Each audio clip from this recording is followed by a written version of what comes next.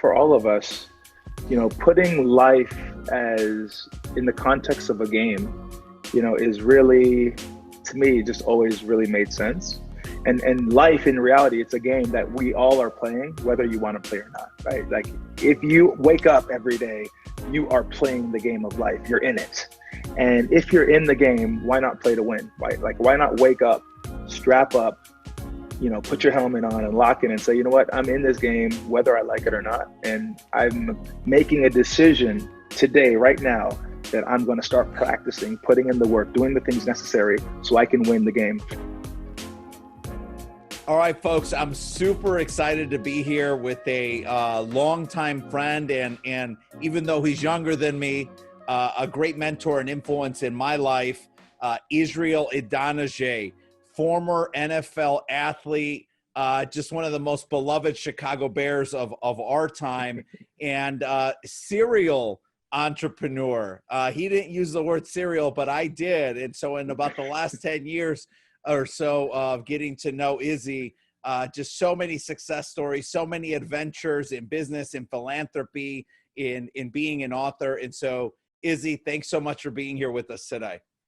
Manny, thank you for having me. It's an honor and a privilege, and just thanks for allowing me to be a part of all the incredible things that you're doing. And man, so it's great spending time with a brother. So I appreciate you.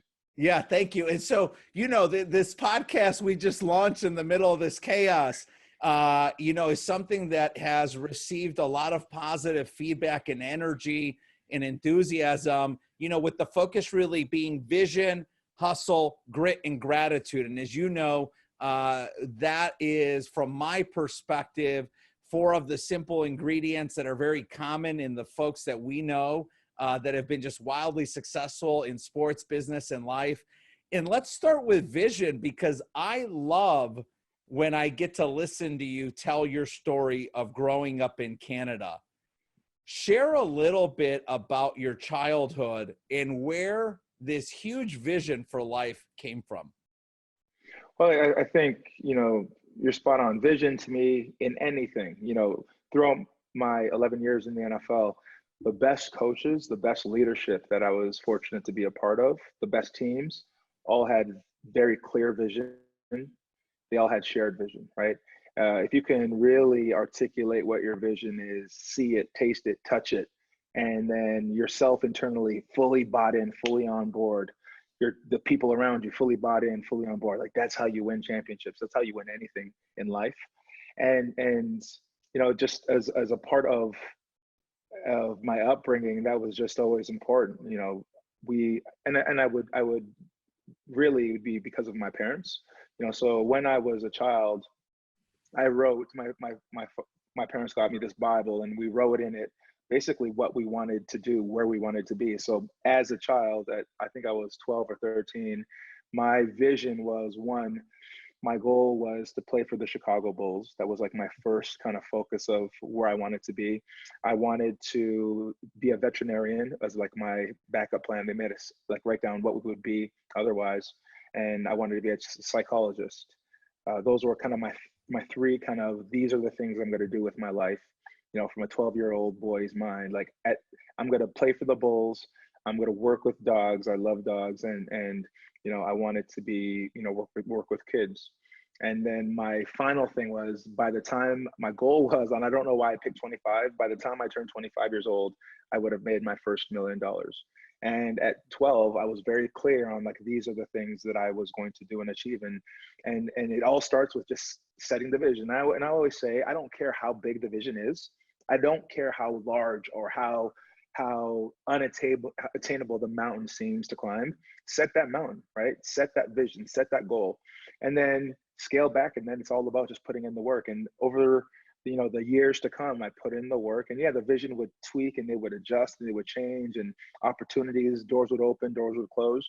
But that ultimate goal, I continue to work and grind towards that. And it's interesting, basketball was my favorite sport. That was my love as a child. And my attending Vincent Massey High School, my coach when I was in grade 12 was also my boss at the YMCA, where I taught youth leadership programs.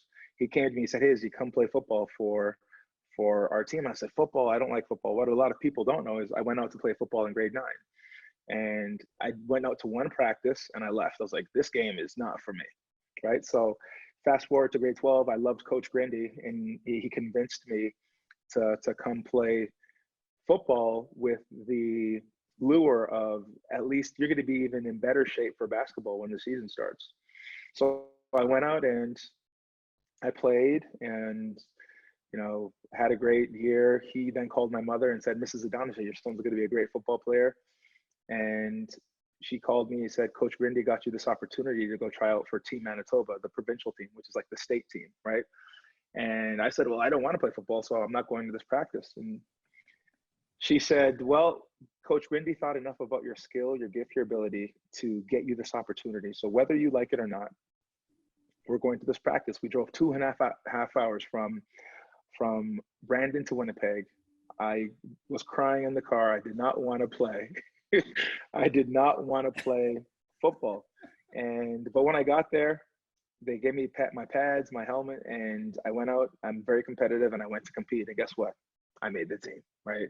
So thankful for, again, just the people in your lives that sometimes see the gift in you when you don't see it in yourself.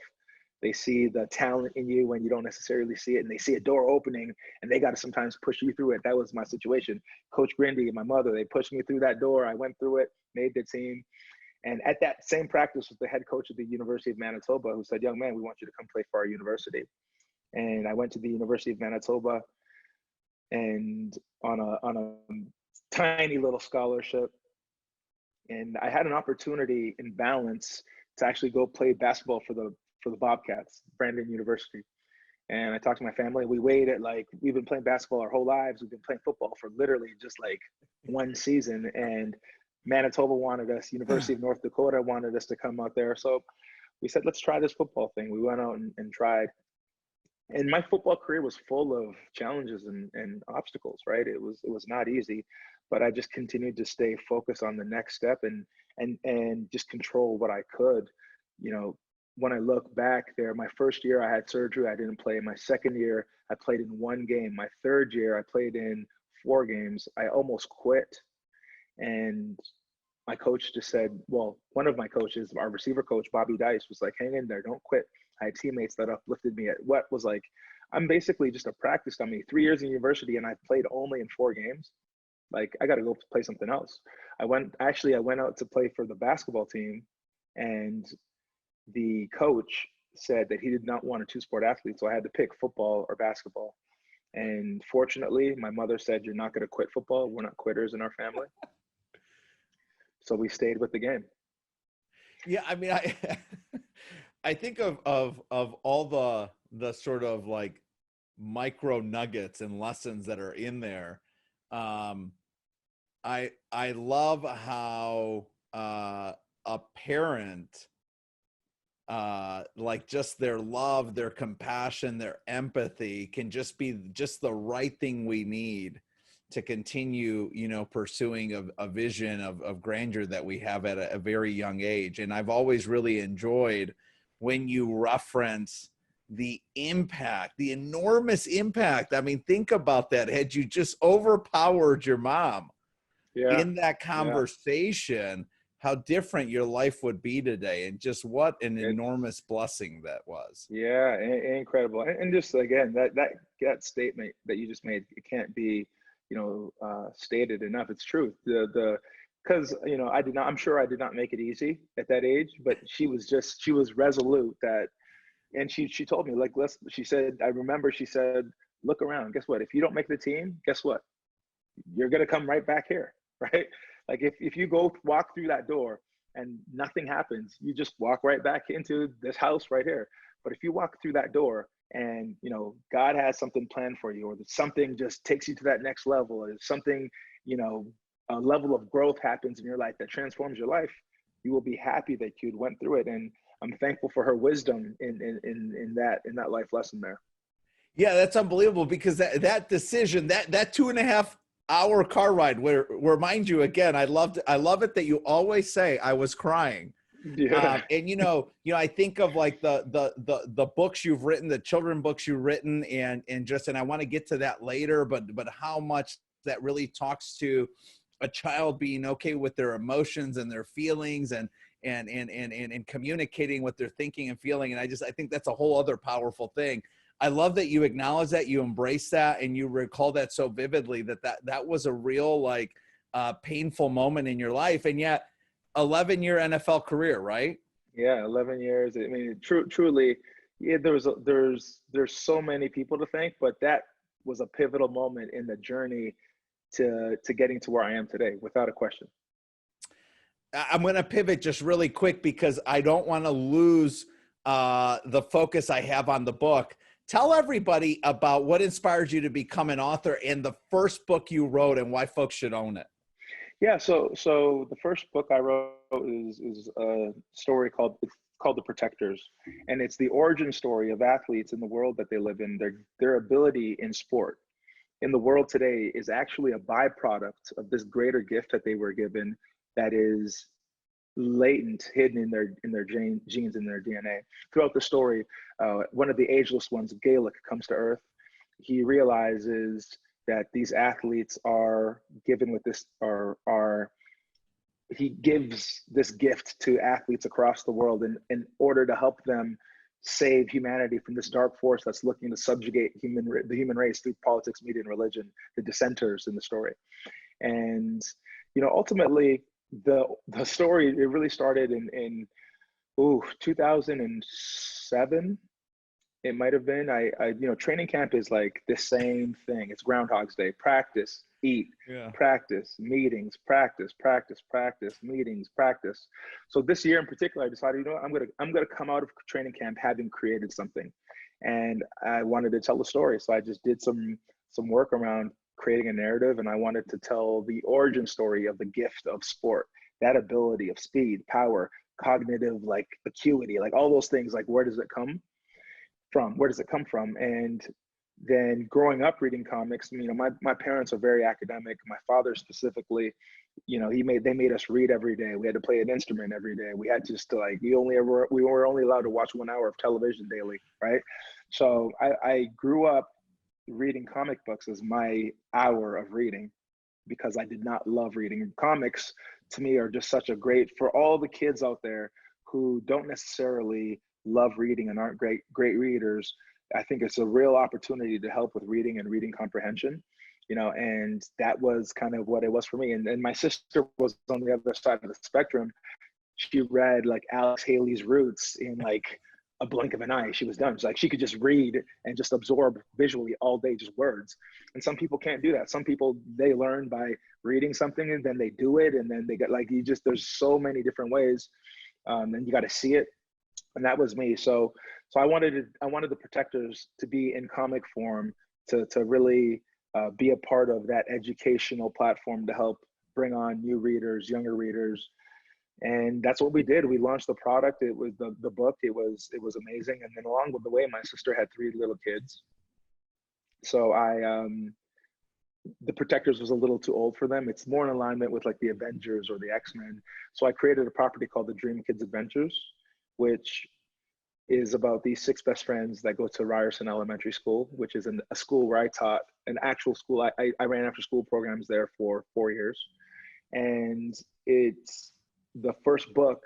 I thought to myself, what would I want to teach these young beautiful beings that my sister has now brought into the world? And I was like, I want to teach them one of the most valuable lessons that we can teach anyone, and that's just like lead with love first. And that love has to be internal, right? Loving yourself. So I wrote I Love Me as my first kids book. I Love Me, a special kid with lots of gifts for all the world to see. From head to toe, my light will glow bright and beautifully. And it just goes throughout loving yourself. I love my eyes. I love, my hands, my feet, my knees.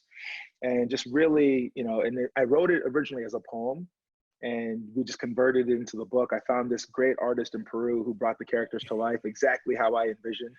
And that's actually been the Dream Kids books has been phenomenal. It's just done really well. And if you have a young reader, if you're looking to educate your young kids, it's a great opportunity to do that. Yeah, and so I think in in my mind, the way I've seen that side of you come out as an author to really inspire young men and women with just basic fundamental skill sets, mindset, having a big vision and putting in the hard work. I mean, I really enjoyed seeing that. And obviously my children, Ava and Atlas, who are avid readers, and we're blessed that they've chosen to be avid readers, have thoroughly enjoyed those books as our relationship has evolved. That's just one of like a dozen dimensions we can go into today. When I think of this like second, basic principle of hustle and putting in the work, it was years ago when I heard you on main stage at Fun Conference in Chicago talk about micro wins. Share that concept with folks. And I love it when you use the analogy of hacking away at the old oak tree. Can you talk about that a little bit to really tell the story of your NFL career? Because I think that really does a great job of sharing that. Yeah, absolutely. I mean, I think for all of us, putting life as in the context of a game, is really, to me, just always really made sense. And life in reality, it's a game that we all are playing, whether you want to play or not, right? Like if you wake up every day, you are playing the game of life. You're in it. And if you're in the game, why not play to win? Why not wake up, strap up, put your helmet on and lock in and say, you know what, I'm in this game, whether I like it or not. And I'm making a decision today, right now, that I'm going to start practicing, putting in the work, doing the things necessary so I can win the game. And the beauty about life is that in this game, you decide what the win is, right? For me, it was like, I want to make $1 million at 13. Like if you decide that's your win, you wake up and then you got to put in the work and you got to go dominate the game to get there. If you decide, you know what, I just want to work a great 9 to 5. I want to have a beautiful family. I want to live here and do this. And like you decide what that win is for you in this journey. That's what I love so much. Everybody, every single one of us unequivocally can achieve your win. You can achieve that thing in your life that you want to achieve. And it starts with setting the big vision. And then I think a critical component of that is then scaling the vision back to just micro wins, win by win, step by step, and finding the victories, finding the wins within the journey. You talk throughout my career, my goal, of course, obviously was to start in the NFL. I wanted to be a starter. I did not start in the NFL till towards the end of my career, right? I was special teams. I came in on just pass rush downs, nickel package. I did everything necessary and everything that they asked me until I got the real opportunity that I wanted, so late in my career, right? Almost, it was my 8th year when I really got my full-time starting job as a full-time starter. Yeah, I got spot starts, but when I was like, hey, I'm the starter on this defense, I didn't get that till late in my career. Thankfully, I was able to create value and create little wins along the way that had value. And what that looks like is, my first year, my second year, I make the 53-man roster, right? First year was in the practice squad. And it came down to myself and Michael Haynes, who was a first-round draft pick from Penn State. And during the preseason, he started a game. I sat the bench, and he had to play defense and special teams. The next week, he sat. I played defense and special teams. And they were very candid. They said, whoever's better, just overall, at bringing value to the defense and the special teams is who's going to make this team. And Coach told me, like, hey, you got to play specials if you're going to make this roster. And I just went in and I gave everything I had. I made a massive tackle in Detroit. Drummond was their kick returner, one-on-one, and he's a monster. I just took a shot. I threw it from the hip, and I hit him, and I tackled, I think, inside the 20 on their kickoff return. And that single play was the reason why they ended up cutting Mike and I made the team, right? And throughout my career, again, wow. I led the NFL 3 years in blocking kicks. Yes. So I made the decision that, all right, this is not where I want to be. I don't want to be playing special teams at, 280 pounds, 6'6", but I'm going to put a new goal in front of me. I'm going to dominate in special teams. And if I can show up and make plays and just make every Sunday, make one big play. And like, that was, I set a new goal and new wins, and I achieved that. And that then said, hey, we got to get this guy some time in the defense. Let's get him, bring him in on third downs. And, I got in there, and then again, I got to make a play. I got to create value. And as you continue to go, the doors open, opportunities come, and you got to be ready, right? Sometimes in our lives, the doors open, and guess what? People aren't ready, right? So I was, thankfully, every time that door opened up, I was able to execute and deliver, and which led to more opportunities which ultimately the real one was being able to be in the league for 11 years and play as long as I did, and experience so many great relationships. And then you take that mindset and that mentality into everything in life. Yeah. And you just talked about being ready, and it wasn't but a week ago I was with our dear friend Ryan Mundy, and he said, you just got to be ready when it's your turn. Yeah. Talk to our listeners about how you've been so effective at controlling your surroundings and the people in your life, and how that's had an influence and an impact on your consistent and sustainable success, controlling your surroundings and the people that you give attention to. I mean, your network and the people around you are everything, right? I often say that there are three types of people in this world, right? People that drain your energy, people that are neutral, they don't bring any value, they don't draw any value, and then there's people that fuel you, right? And if you can surround yourself with, obviously you'll have people that need your energy in your life, but you want to keep that limited. The people that drain, that need you and drain you, keep that limited, right? To, a fifth of the network. Everything else should be people that like you fuel and they fuel you, right? There's a mutual energy. Like you're just doing this, you're sharpening each other, you're elevating each other, right? So important. If you're surrounded with people that, 4/5 of the people around you drain you, you're fighting every day. You're drained every day. You're working every day. It's a grind. When you're around people that energize you and elevate you and inspire you, like you wake up and like, oh my God, what Manny just is doing is so exciting to me. I'm so happy for him, excited for him. And I see what he did there, his strategy. And I'm going to apply some of those lessons that I learned through watching my friend into what I'm doing. And I'm going to push harder. I'm going to grind harder. I see how hard he's working. And it energizes you having the right network around you, because the work is hard, right? Yes. Winning is hard. Like achieving anything is a lot of work.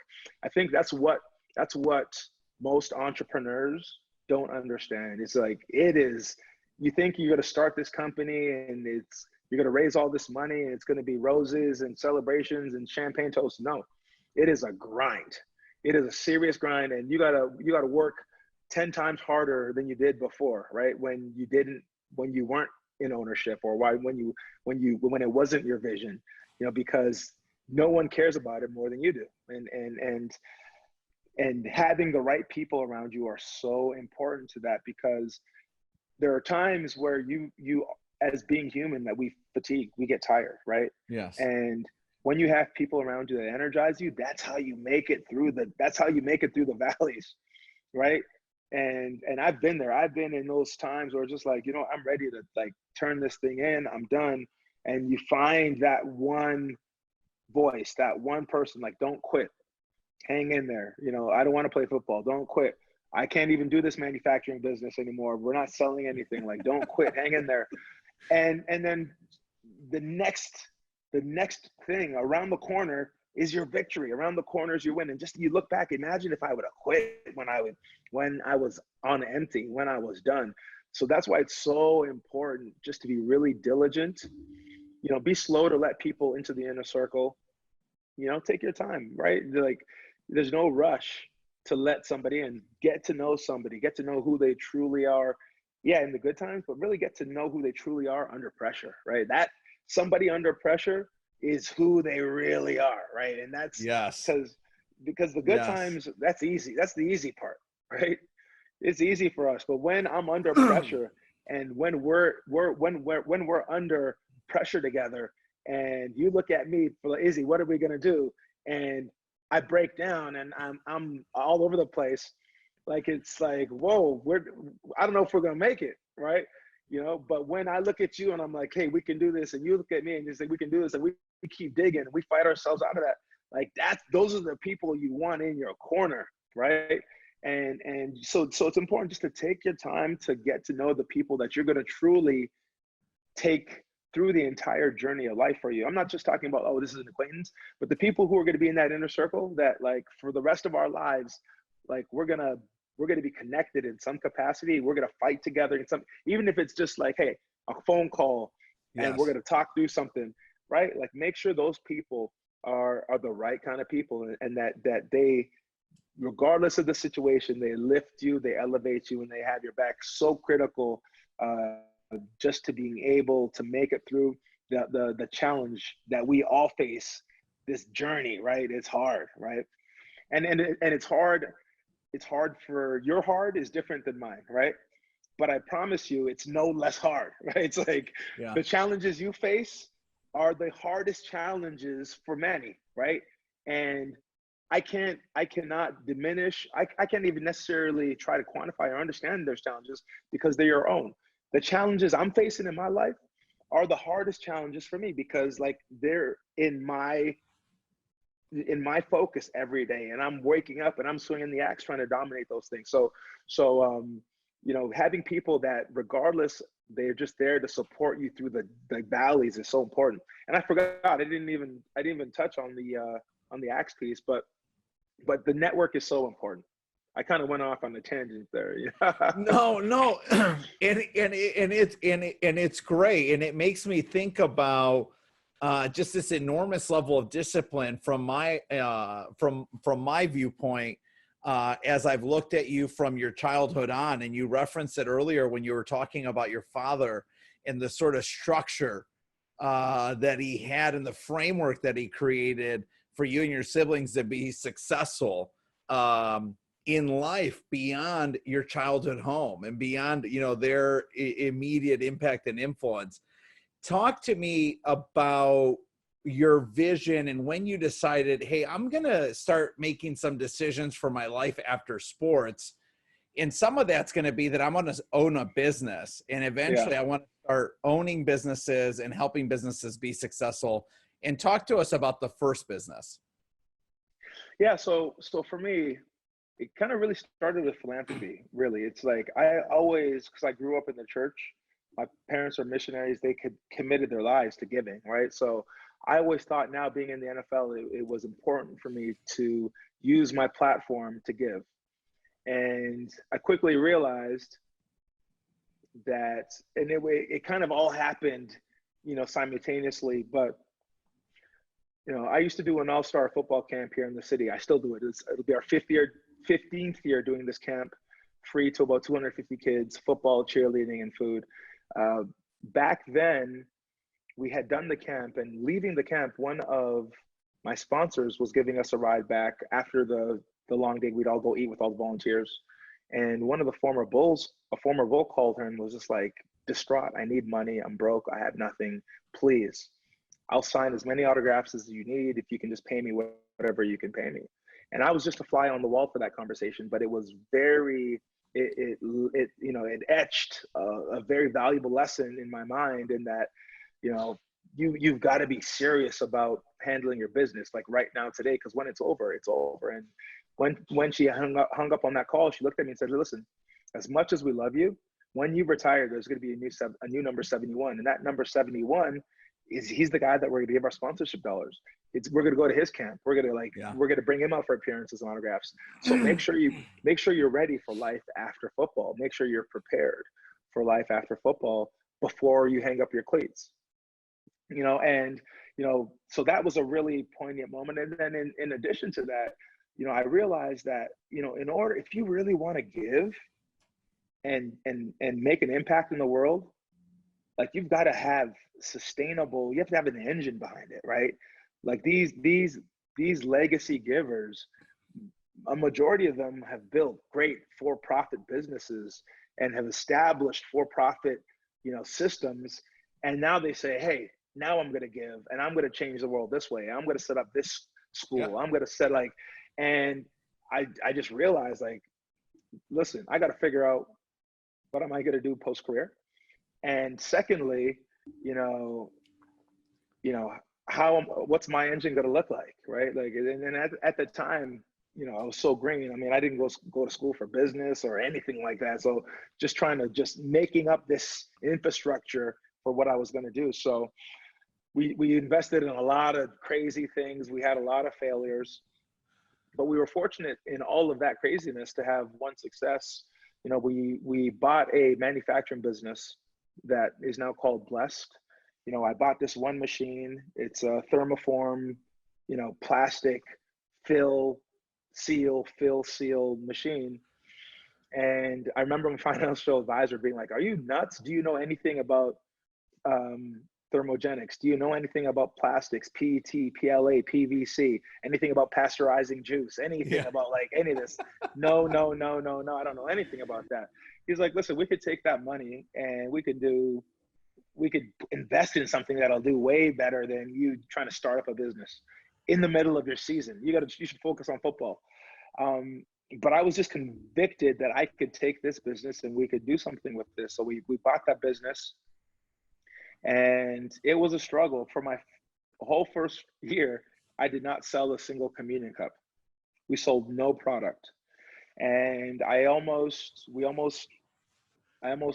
folded the business, right? I was literally on the edge of saying, I'm done with this business. Let me just focus on football. And if I would have done that, my life would have been very different. I would have probably just played out the rest of my career. I would have not invested in another thing. I would have just gone into like horde mode and just like, and there are guys who do that, and that's not a wrong approach, right?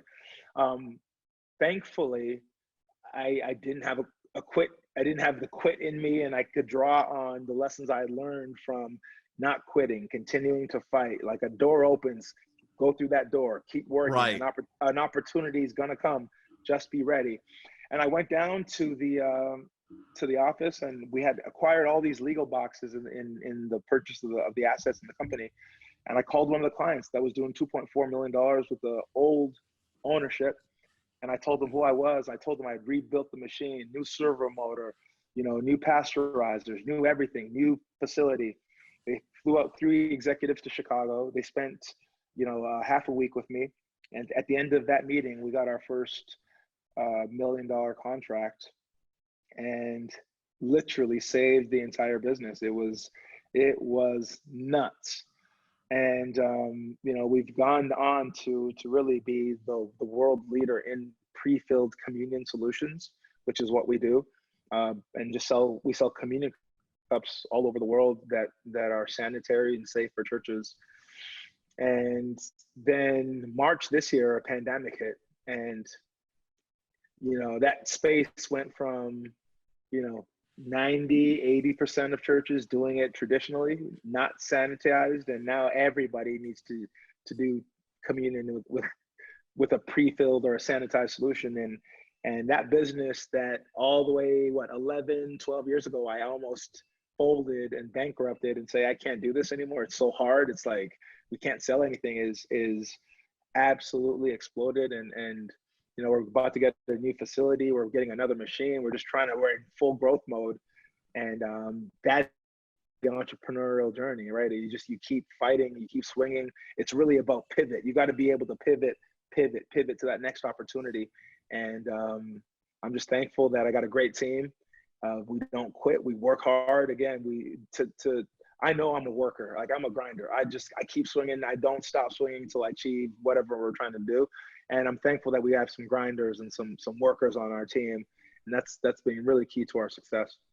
You often talk about, and congratulations, because it's just great to hear and see, these hundreds of thousands of hours that you've invested into a business like this, really pay the dividends that are deserved. And so It's wonderful to hear the success of that business, but that's just, one of a dozen to 24 businesses that you have interest in today. And you talk about team often. I often hear you talk about the success is really in the team. This team I have, this team I'm on, this team I work with, the blessing of the team. What are some of the basic characteristics you look for in the folks that you put on your teams? Yeah, I think one, I mean, I truly, and I know you've heard the saying, if you want to go fast, go alone. If you want to go far, go together, go with a team, right? And everything we're doing, anything that I'm putting my time and energy, I'm trying to go far, right? I'm trying to get to the top of the mountain. I'm not just trying to go quickly a quarter of the way or half the way. I'm trying to all the way to the finish line, pass it, and keep pressing. So I'm trying to be surrounded by a team of really brilliant people that know what they're doing and continue to grow that team to bring in expertise that allows you to do more, that allows you to just be more fine-tuned and execute on a greater level, right? So I think early on in my career, it was just finding like people you could trust, right? Just like there's a lot of vultures out there, especially in the athlete sports space. So it's like you just got to find someone you can trust, and then you try to keep the team small. Now where I'm at is, we have a great kind of network. We're kind of building an office structure around what we're doing, where we have like specialized. We just brought on an incredible CFO, just who can really dial in everything across all the companies in the portfolio, and just to make sure that the models behind everything is really dialed in. So now bringing in someone who's like specialized, right? It's just like, we want to be targeted. We want to really have the attention to detail and everything really locked in. And then people who are willing to grind, right? It's like, even with all of that, and there's a lot of brilliant people, like million times smarter than I am, who start companies that fail every day. Like some of the world's smartest people start things and they don't work out. Open restaurants, start new technology companies, and they fail, right? It's hard for everybody, right? So, Yes. so people who are willing just to work, to grind, who have perseverance, right? There's like, I hired an amazing guy early in my manufacturing business, and literally like 2 weeks in, he came to me just broken. It was just like, I can't do this. It's hard, right? It's just like, we're not selling any product. It's the machine's leaking, I thought, he thought he was just sign up for just a cushy, nice, hey, everybody's getting paid, and just come into the office, sign some checks, and like, no, like we're trying to grow a business, and you need resources, and you're going to be stretched thin. It's just like, it's the nature of the beast. So people who have perseverance, strong character, right? Like, again, like, it's when everything is good, it's easy. But when it gets hard, when things aren't going according to plan, you want somebody with really positive, strong character that doesn't all of a sudden change to somebody else. Like, even in the darkest times, we held hands and we hugged each other and we said, hey, we're going to be all right, right? Yeah. And I think that's really important, where we're on any team, right? You talk about a sports team. When everybody's winning, it's good. When you have a losing season and all of a sudden guys are calling out other guys and saying it's this fault or it's a coach, is like it's during those hard seasons where you find out the real character of the people on your team, right? What are they about? And you've seen that across all the sports, where teams that are winning all of a sudden struggle, and it just all of a sudden is all of the dirty laundry starts coming out. Just, you want someone that even when it's tough times, character shines, right? Tough times, you can still sit down and talk level-headed. What's wrong? What did I do? All right, I'm sorry. All right, what did you do? Okay, I understand, right?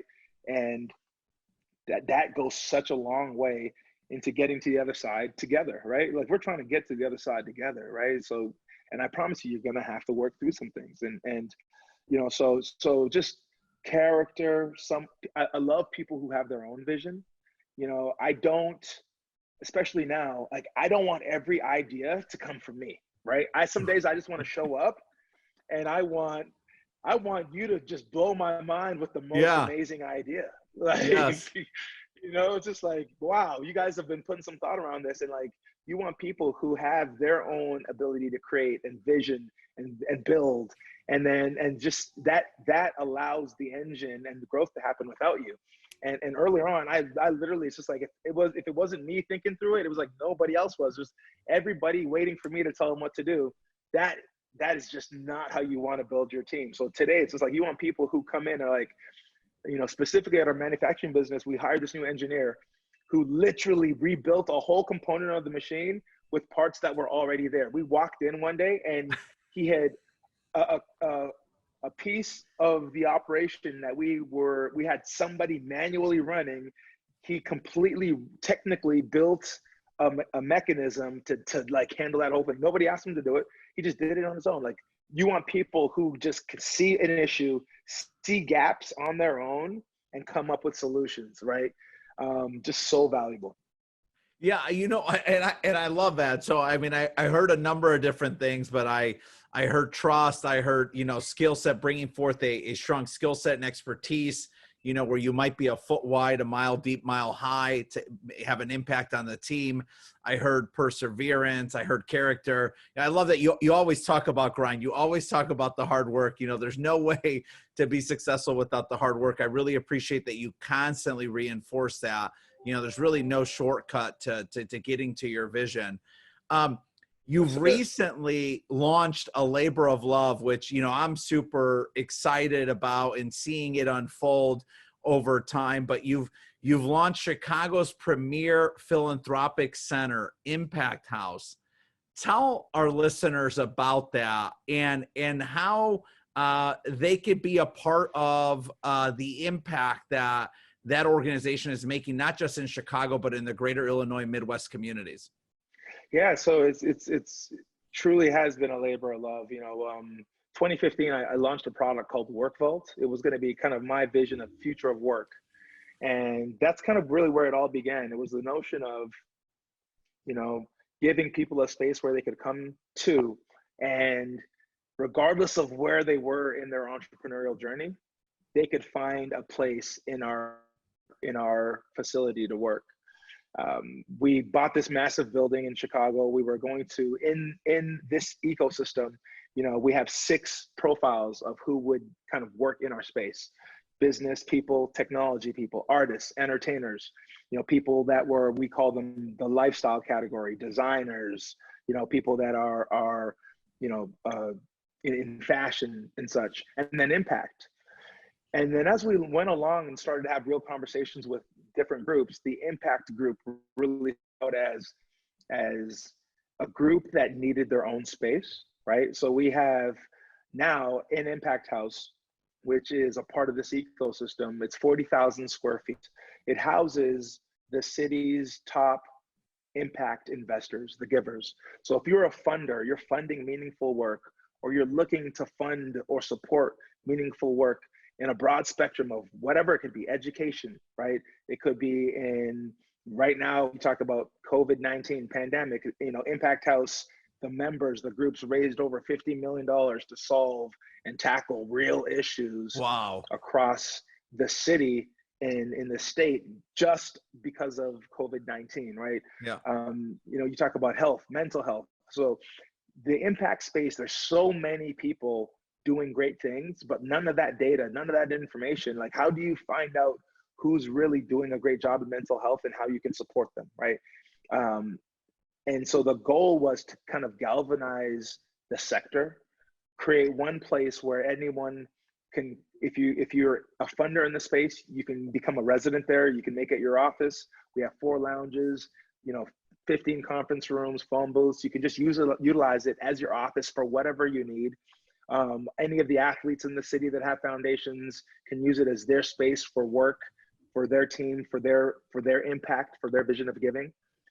And then if you're just looking to learn and explore, again, we want to be a resource on the data side in like, who are the top groups solving food and shelter in the city, and what are they doing? How are they doing it? And how can just a regular person like me help, right? And we want to provide those resources across all of the different impact sectors to really connect and be a bridge to the people who want to help. Because so often I hear all the time, I want to help, I just don't know how. I don't know how, where do I start? Who do I go to, right? Yes.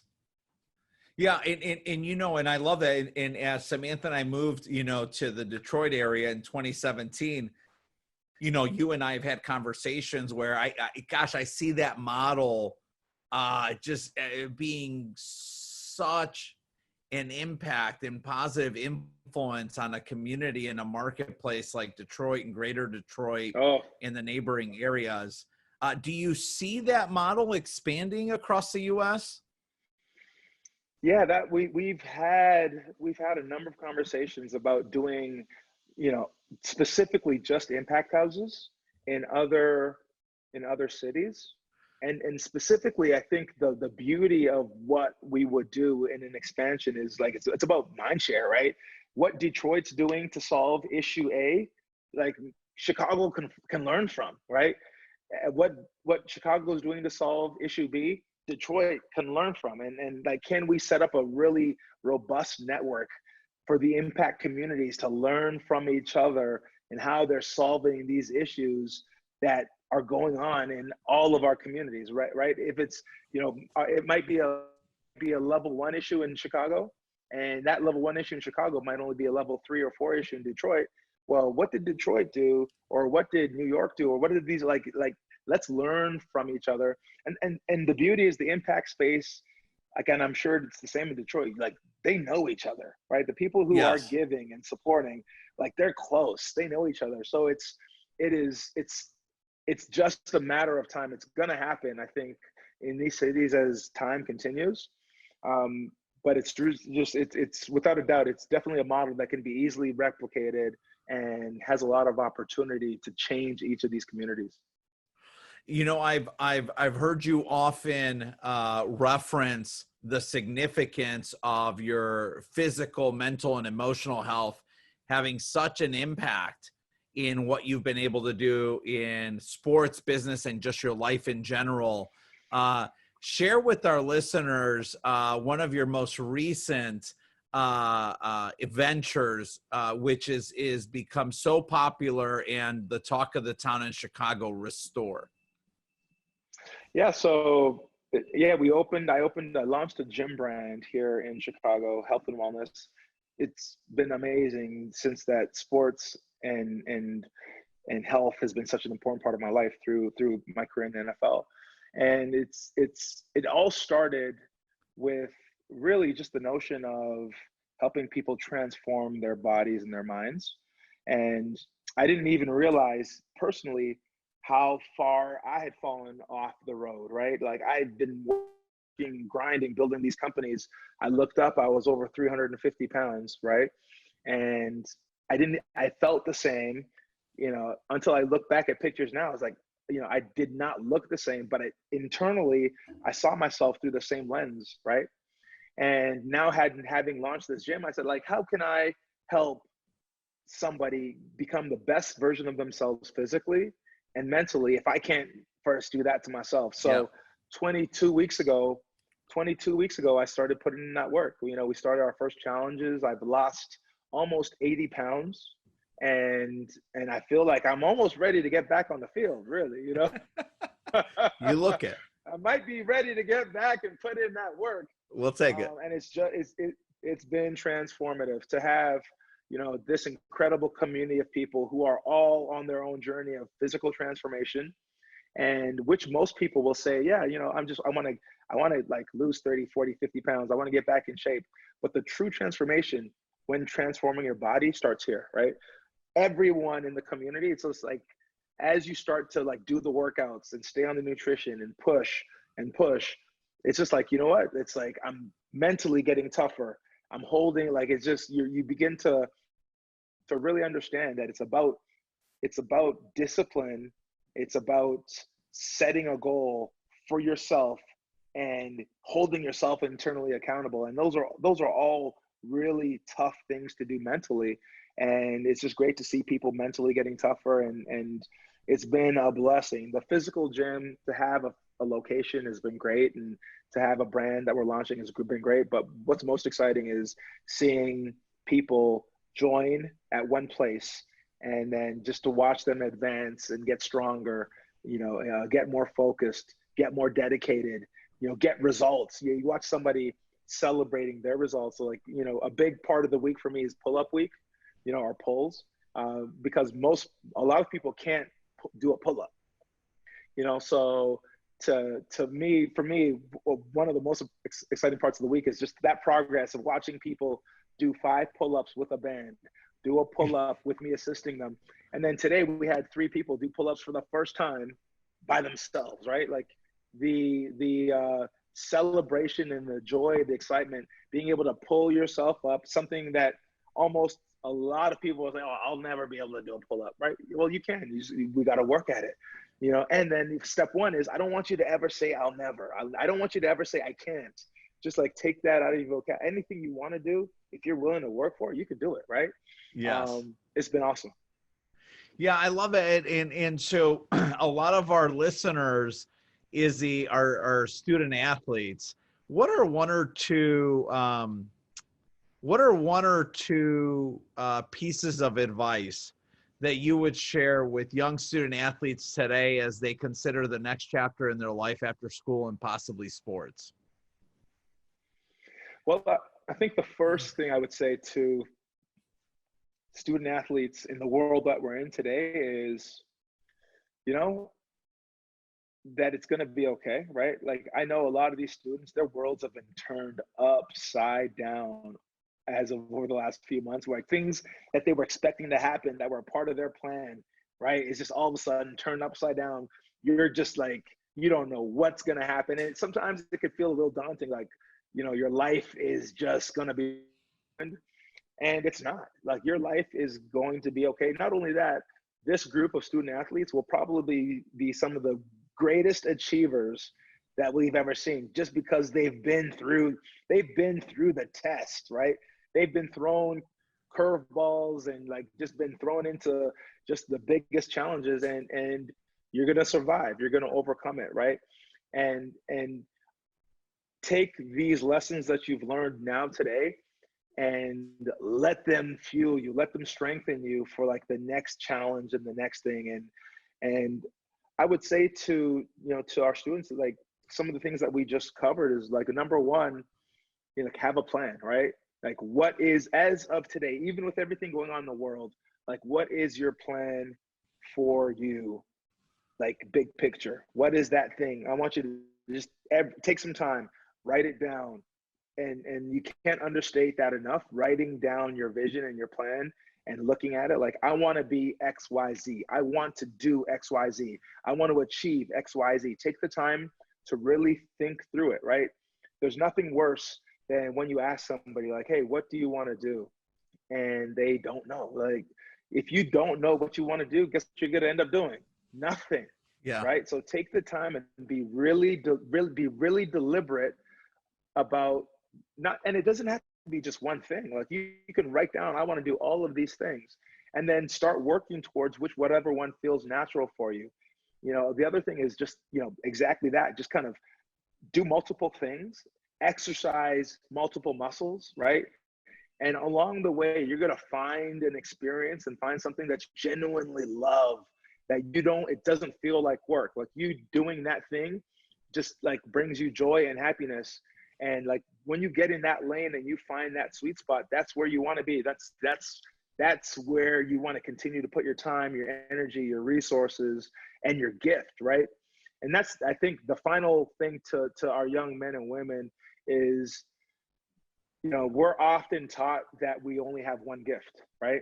We're often taught that, like, oh, you're good at this, you can just do that, right? And I disagree. I think we're all multi-layered. You have multiple gifts, multiple strengths, multiple abilities. Naturally, there are gifts that you're just naturally strong at, like, you're just good at. There's 1 or 2 gifts that you wake up and you can do that with your eyes closed. But you also have 3, 4, 5 other gifts that just need a little bit of polishing. They need a little bit of work. If you can put some additional work into those other gifts that you have, it's just gonna make you more valuable. And at such a young age, the more valuable you can create of yourself as an asset, like you're going to position yourself for just unparalleled success in the future. A simple thing, and I know it's not sexy, but a simple thing is just learn another language, right? Learn Spanish, right? I was on a board where 20, where all of our nurses that spoke Spanish made 25% more. They made 25% more than everybody else, right? So like just a simple thing, if you could just learn some basics of something like Spanish, it's a simple gift, simple thing you can put in your toolkit. But take some time to think through like, hey, these are my like gifts that I'm locked in. And then here are some other gifts that I know I can do. And take them seriously, just level them up a little bit, especially in a time like now. They will bring value to you in the future, right? And then just be relentless, go get it, show no mercy. Yeah, I love that. And so we can't wrap up without touching on legacy for a second. I have heard you so many times talk about how significant your legacy is to you, the people you surround yourself with, the decisions you've made throughout your life. Share with our listeners why having a vision for your legacy is so important to you. You know, when I think through like the journey, it's like, what is it all for, right? All the work that you're doing, Manny, all the work that I'm putting in every day, like, what is it all for? What is the purpose of the grind, of the work, of the fight? And when you start to really think of the why, a part of that is about passing it on, right? And it's just not about money, it's about the information. It's really like the most valuable thing that we can pass on, you and I, all of us, is our knowledge, right? The most valuable thing you can pass on is the things that we've learned that have made us better. And to pass that on, to Ava, to Atlas, to our family members, the people we love, and to position that and put them in a position where they can not redo the things that we've gone through or relive the roads that we've gone on, but rather now they're building the next portion of the road. They're taking that next portion of the road. So the legacy component to me is so important, because it's just, how do you make sure that where I stopped my journey, where I stopped building, and December last year, I officially said, you know what, I'm done building. Like, I'm done startups and entrepreneurial. Like, I'm just done, and I hit a realization where I just realized, like, you know what, it's time for me just to just enjoy the things that I have built. And it's just time for me to start really preparing for when I'm going to hand it off to like the next, young man or young woman that's going to kind of be a part of the building what's next. And that's what legacy is. Legacy is about positioning that generation to pick up where you and I leave off. It's about allowing them not just the resources, but more so, if you give someone the resources but not the knowledge, they're not going to build. They're not going to be able to take. They're not going to be able to necessarily take it to that next level. So it's about giving them the knowledge that you've had, the lessons that you've learned, and why it's so valuable to cherish it. And then, hey, young bucks, go get it. And you and I will be on the porch, having a drink, watching them do their work, right? Let's wrap up with something you haven't shared today that you're super amped up about still. Just another thing that you've not brought up yet today, but hey, this is another thing I'm just so amped up about and excited about and putting great energy and enthusiasm behind. Oh, something that I'm excited about. So I've had a dog for a week. I got a dog. That is, congrats. My life upside down, but yeah, that's kind of what's new and exciting. I got a puppy. His name's Finn, a little French bulldog.